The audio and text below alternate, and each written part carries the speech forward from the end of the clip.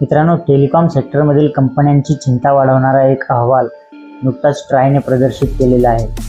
या अहवालानुसार मोबाईल वापरकर्त्यांमध्ये लक्षणीय घट होताना त्या ठिकाणी दिसत आहे. ग्राहकांचा जो घटता आकडा आहे याला कारणीभूत सिम कार्ड कंपन्यांचे वाढणारे recharge plans, call drops, network slow असणे आणि असे बरेच कारणं आहेत की ज्यामुळे कस्टमर जे आहेत ते कंटाळून गेलेले आहेत आणि दोन सिम वापरण्याचा जो त्रास आहे आणि प्रत्येक सिममध्ये वेगवेगळे रिचार्ज हे नक्कीच खिशाला परवडणारं नाही आहे. आणि याच कारणामुळे कस्टमर जे आहे त्यांची जी संख्या आहे ती आता हळूहळू कमी होताना आपल्याला दिसत आहे. मागील वर्षाच्या तुलनेमध्ये या वर्षीच्या आकड्यामध्ये प्रभावी अशी घट झालेली आहे.